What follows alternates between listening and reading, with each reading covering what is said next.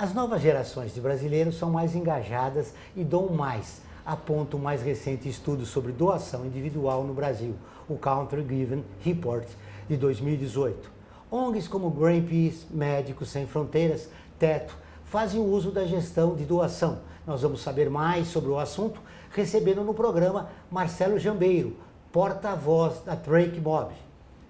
Eu sou Joel Scala, seja bem-vindo. Está começando o Observatório do Terceiro Setor, o olhar da cidadania.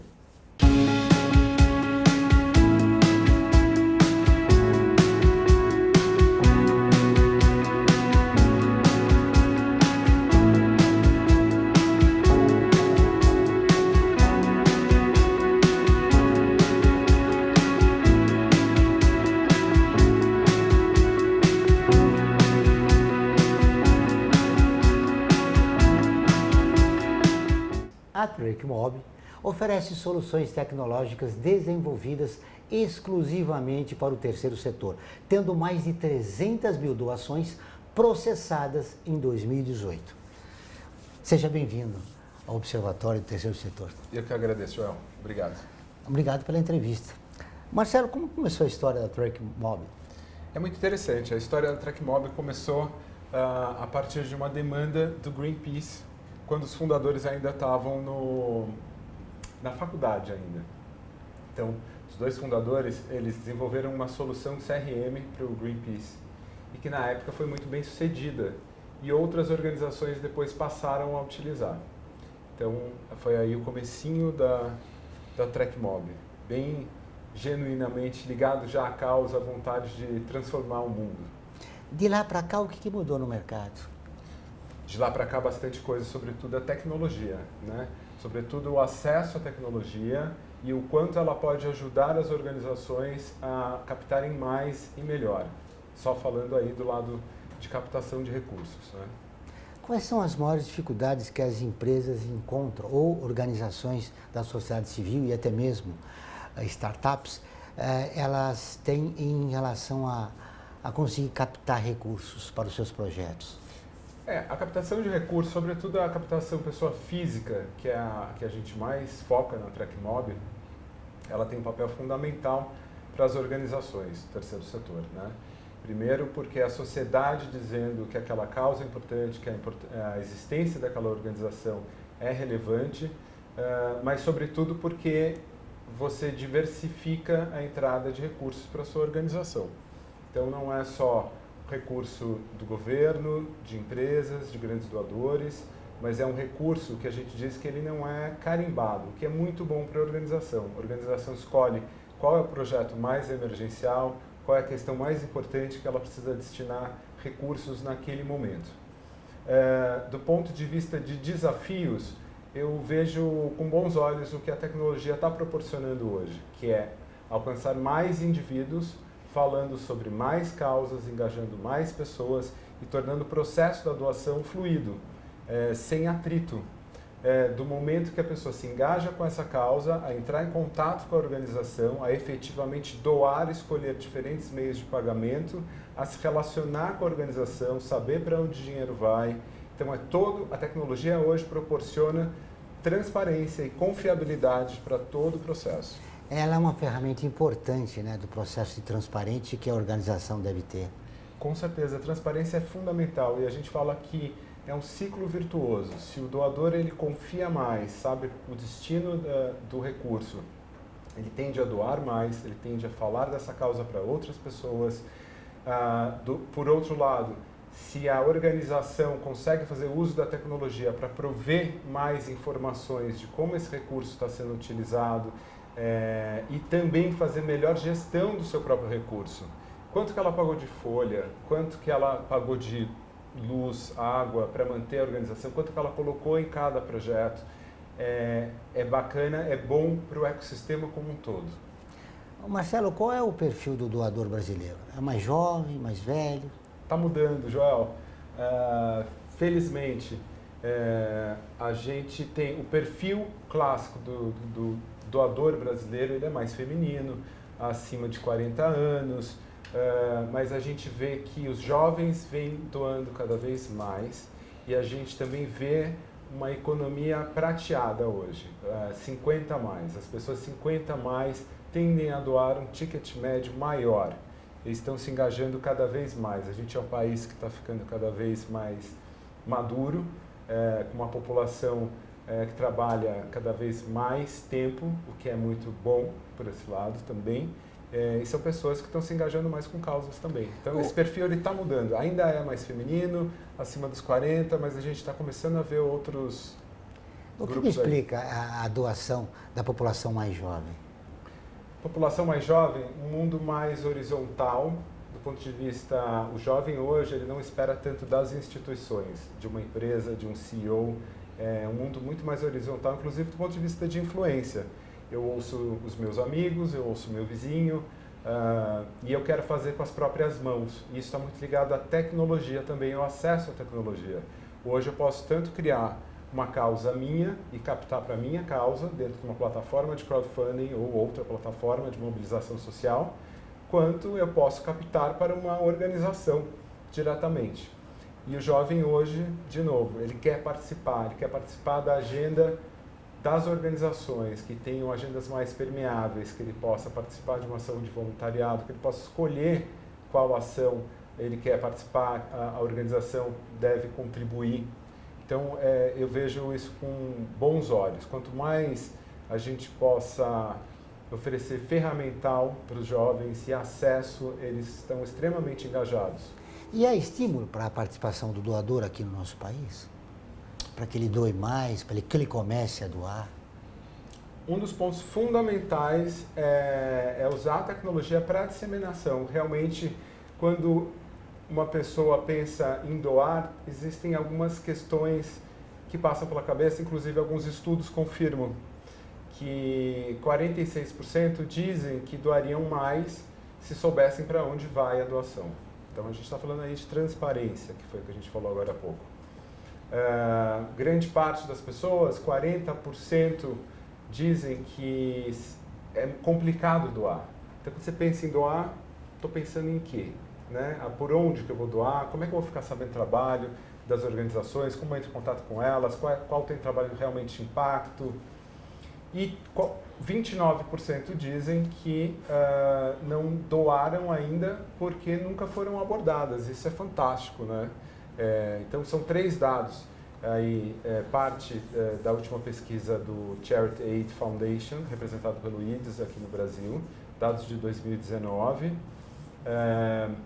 que falam desses 3 pontos. E isso volta no que a gente estava falando antes: transparência, confiabilidade, a tecnologia dando acesso e trazendo alcance para as pessoas saberem mais, se engajarem mais com causas. Ao longo do programa nós vamos explorar muito essa pesquisa que você mencionou, mas ela apresenta alguns desafios, né, para as organizações. Exato. A gente falou da transparência, da comunicação, de como ela se comunica, né, com a sociedade. E aí eu quero ouvir de você, onde se começa para a gente vencer esses desafios que a pesquisa apontou? Olha, começa com...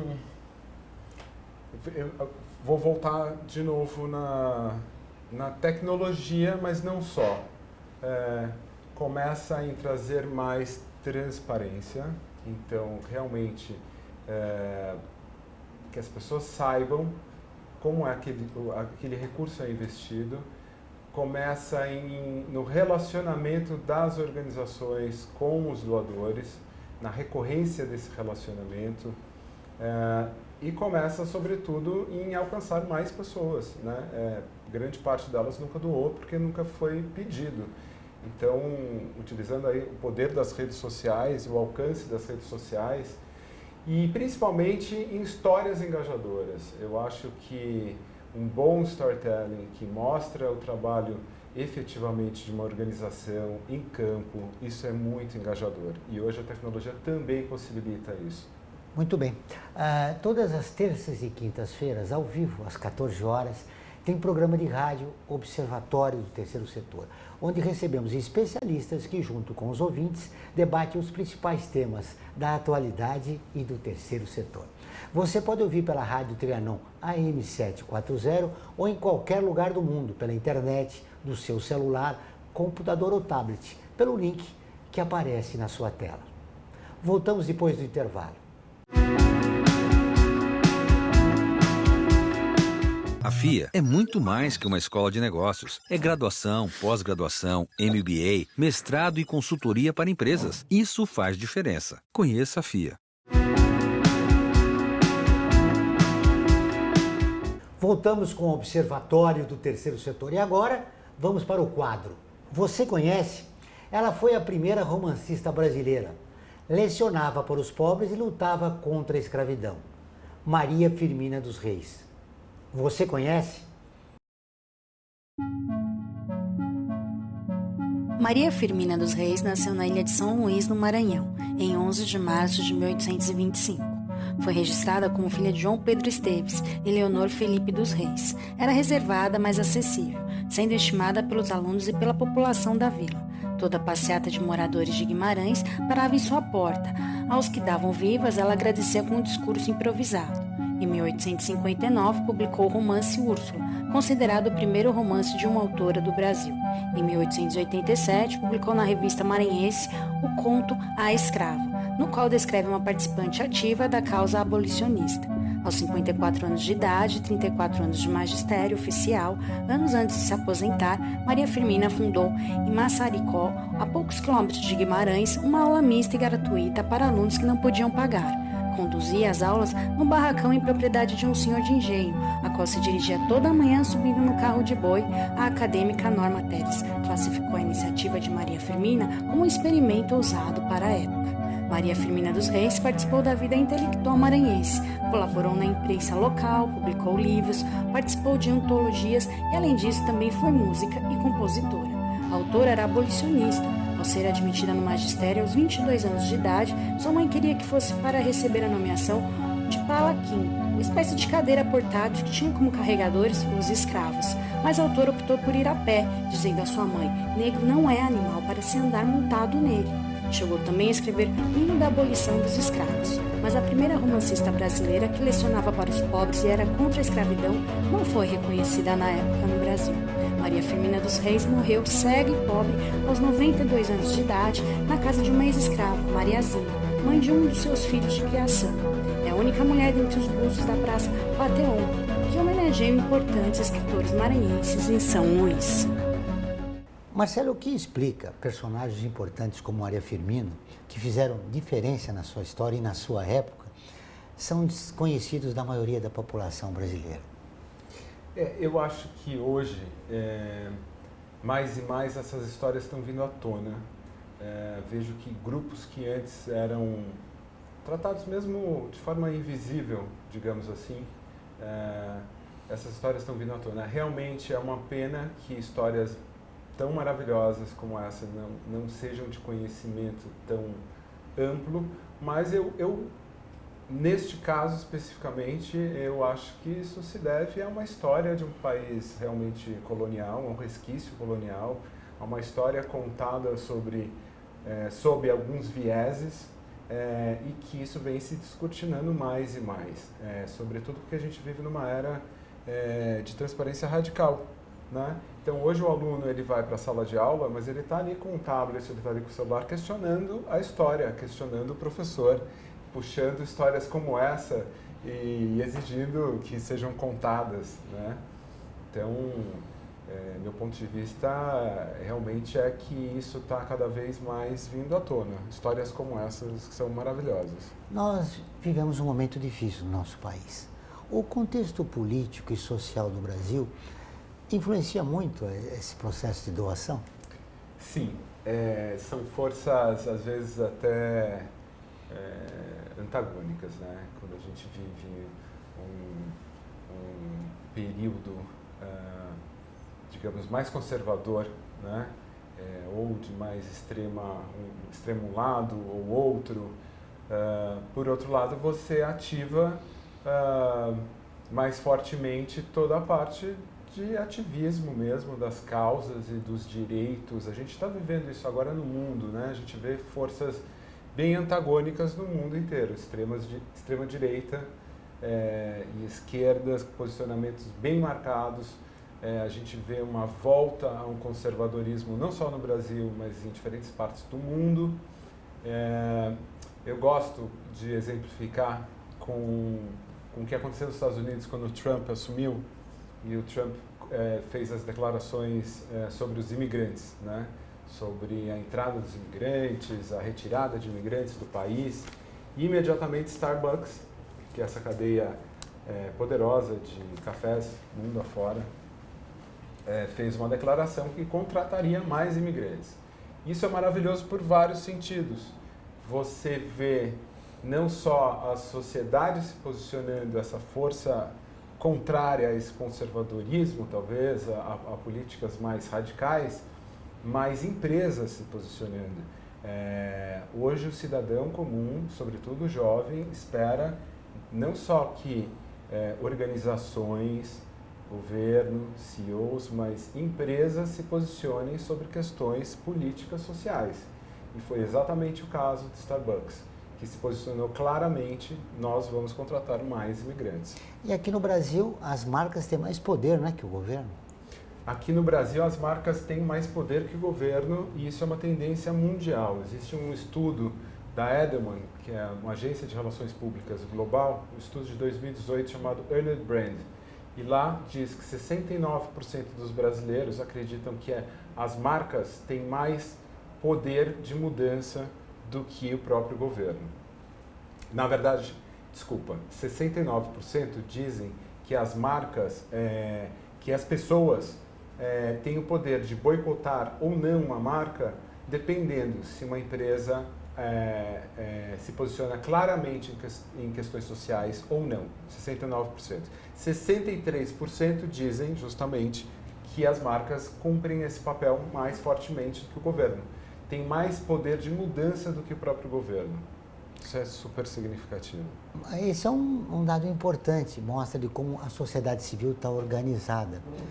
E você acredita que ela possa também influenciar daqui para frente, né, nas questões sociais que envolvem o nosso país e que são fundamentais e que estão sendo contempladas através do trabalho das organizações, né, na área social? Totalmente. As organizações, historicamente, são as que estão mais qualificadas, digamos, para cuidar de questões sociais. Obviamente, a participação do indivíduo, quando de fato arregaça as mangas e vai fazer algo diretamente, é muito positivo. Porém, todo o know-how das organizações, e organizações seríssimas que a gente tem no país, com um trabalho maravilhoso, elas estão totalmente capacitadas, e o que a gente vê é que a gente precisa conectar mais e mais indivíduos e jovens, não só jovens, mas os indivíduos que querem fazer algo, mas não sabem por onde começar, não tem dificuldade de encontrar uma organização, não sabe como fazer uma doação, né? Que são bem os dados da pesquisa que a gente estava falando lá atrás. Quanto mais a gente der acesso e conectar as pontas, não só o terceiro setor, as organizações, com os indivíduos, mas também o segundo setor, que tem um papel fundamental. O segundo setor, ele pode mobilizar toda a sua cadeia de clientes, parceiros, colaboradores em prol de causas, seja via uma organização ou seja via seus próprios colaboradores. Eu acho que é importante o que você disse, porque é necessário um processo de transformação no país, né, na área social. Mas eu quero fazer um convite a você e a você também, para curtir a página do Observatório do Terceiro Setor, que é visualizada por 700 mil pessoas toda semana. Está sempre atualizada com notícias do terceiro setor, do Brasil e do mundo. Faça com mais de 360 mil pessoas e siga a nossa página. Vamos para um rápido intervalo, mas antes você vai conhecer um dos artigos da Declaração Universal dos Direitos Humanos, que faz parte da campanha do Observatório do Terceiro Setor. Direitos humanos são direitos de todos.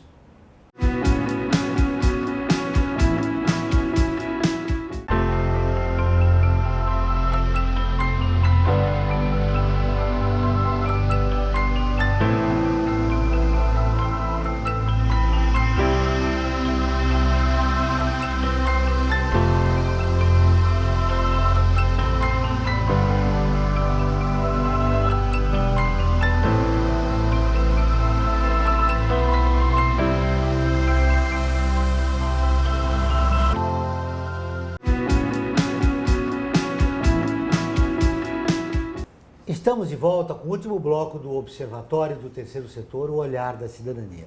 Não esqueça, todas as quartas-feiras, às 17 horas, tem programa Olhar da Cidadania na Rádio USP, com temas da atualidade e dos direitos humanos. Anote, todas as quartas-feiras, às 17 horas, na Rádio USP, em São Paulo, 93,7 FM, em Ribeirão Preto, 107,9 FM. Marcelo, eu queria te perguntar, existem temas que são de maior apelo para o doador? Por exemplo, em relação a crianças, idosos, meio ambiente, que tema que tem mais apelo para o doador? Sem dúvida, criança, saúde, temas de desenvolvimento, né? Fome, são temas que sensibilizam mais, até pela própria realidade do nosso país, né? E aí você tem outros temas um pouco mais complexos, né? Como direitos humanos, por exemplo, que está tão em alta hoje, mas também é tão difícil você esmiuçar o que são direitos humanos. São direitos de todos, né? Quando você trabalha em campanha e pensa em captação de recursos, mas sem dúvida esses, saúde, educação, fome, são os que mais sensibilizam.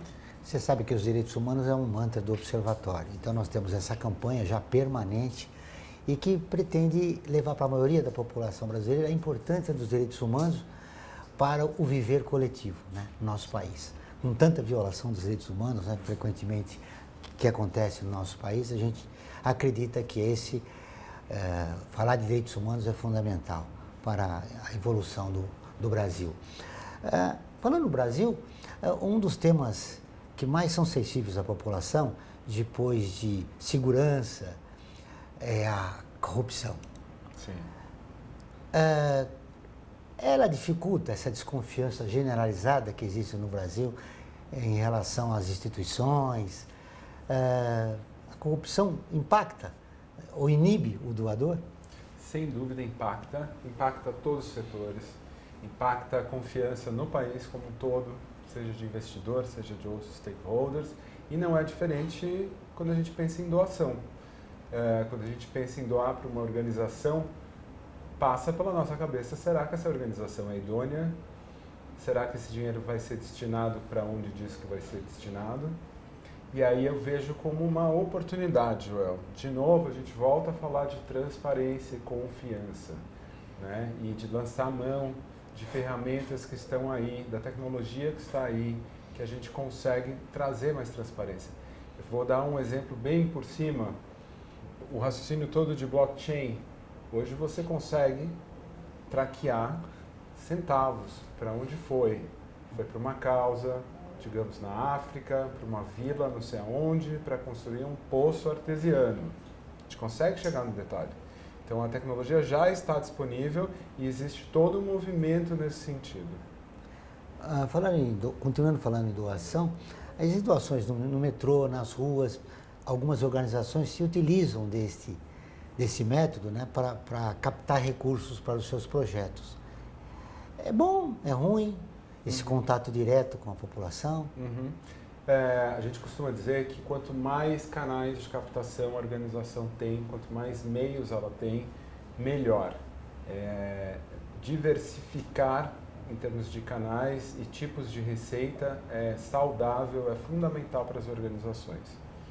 Falando especificamente da captação na rua, que é a que você vê, que a gente chama de face-to-face, aquela da pranchetinha, né, quando você está saindo do metrô, na Paulista, que você vê bastante, ela é um dos principais canais de captação para as organizações hoje, é extremamente relevante. E nós, da TrackMob, o que a gente está buscando é trazer maior eficiência, mais eficiência para cada um dos canais, sobretudo para esse canal. Então, vou te dar um exemplo. Tradicionalmente, essa captação é feita em papel e leva-se um tempo depois, aproximadamente um mês ou um pouco mais de um mês, para a organização digitalizar esses dados e, às vezes, até entrar em contato com essa pessoa que disse que queria doar. Nesse meio tempo, é possível que essa pessoa tenha desistido, né? Você tem um engajamento ali no momento com a causa e depois você é impactado por outras coisas. Existe a questão da confiança. Será que a pessoa que está me ligando é realmente da organização? Então, a gente desenvolveu um aplicativo você pode rodar ali em tablet, que os representantes já fazem essa captação face-to-face, mas a primeira doação já é processada ali na frente da pessoa. Então é um processo muito transparente. Você já recebe ali um SMS que você abre na hora na frente do representante e confirma aquela doação. Então, sim, todos os canais são muito importantes. Mala direta, face-to-face, TV, todos. As organizações destinam um dia, né, no ano inteiro, que chama-se o Dia de Doar. Isso também é uma ferramenta importante, a gente destinar aquele dia para que sejam sensibilizadas a população e as organizações recebam um maior número de recursos, né? Exato, eu acho que o Dia de Doar ele cumpre um papel super importante na divulgação da cultura de doar, né? Então, um dia que se pense sobre o assunto, quão importante é muito bacana. Tem gerado recursos crescentes no nosso país, desde que a gente começou o Dia de Doar, esse movimento pela doação é fundamental. Nós temos um número expressivo, né, de organizações da sociedade civil, são 800 mil no Brasil, 820 mil, né, 820 no Brasil. Mil. Em 2015, elas captaram 13,7 bilhões. Aumentou ou diminuiu a doação no país? 13,7 bilhões, que se a gente coloca em perspectiva isso com relação ao PIB, representa muito pouco ainda, 0,27%, algo em torno disso, se não me engano. Isso lá em 2015. Só antes de responder tua pergunta, se a gente compara com outros mercados, como os Estados Unidos, o quanto representa do PIB, a gente está muito lá atrás. Então existe uma oportunidade enorme. E sim, vem crescendo a cultura de doação, e quanto mais acesso, quanto mais ferramenta, quanto mais transparência, confiabilidade em todo o sistema, só tende a crescer. O que permeou a nossa entrevista foi da necessidade das organizações para sobreviverem, né, que no nosso país elas necessitam de estarem atualizadas tecnologicamente e terem transparência. Foi o que as perguntas foram em torno disso, né? A gente ficou aqui meia hora conversando. Nós estamos no final do programa e aí eu gostaria, por exemplo, quem quer conhecer mais a Track Mob, o que deve fazer e que alguma coisa que nós deixamos passar e que é importante você deixar registrado para a gente fechar a nossa entrevista. Maravilha. Bom, a Track Mob vem trazendo soluções de captação de recursos que propiciem mais transparência e mais confiança para todo esse ecossistema. Então, a grosso modo, nós começamos desenvolvendo algumas soluções pontuais para a captação de recursos, alguns softwares. E hoje demos o próximo passo, nós somos um ecossistema financeiro que conecta pessoas para mudar o mundo. O que isso quer dizer? Eu junto as pontas do doador, do captador e do recebedor num ciclo virtuoso, onde a tecnologia traz mais transparência e confiança para todo esse ecossistema. Hoje, de forma prática, para você entender, a gente desenvolve desde a ficha de doação, propriamente, que é aquele formulário extremamente otimizado para doação, para conversão a doador, para recorrência, formulário que pode ser segmentado por campanhas, até um CRM específico para recorrência, para doação, e motor de pagamento, tudo isso dentro de um ecossistema que a gente entende que não são só soluções Track Mob, mas a gente quer trazer soluções de outros parceiros também. Nós somos um ecossistema white label, onde o segundo setor, inclusive, pode se plugar, mobilizando suas redes de clientes, parceiros, colaboradores e direcionando um tráfego qualificado de potenciais doadores que outrora uma organização sozinha não conseguiria fazer. Então, eu acho que a beleza disso tudo é juntar as pontas, juntar o segundo setor com o terceiro setor e todos os atores, todos os stakeholders saírem ganhando. Para se conectar com a gente, acesse nosso site trackmob.com.br. Eu acho que é isso. Obrigado pela entrevista. Foi um prazer te conhecer. Obrigado, João. O Observatório do Terceiro Setor fica por aqui. Esse e todos os nossos programas de TV e rádio estão no nosso portal, acessado por mais de 250 mil pessoas de 173 países todos os meses. Acesse você também, observatórioterceirsetor.org.br. Contamos com você sempre na luta por uma sociedade mais justa, solidária e tolerante.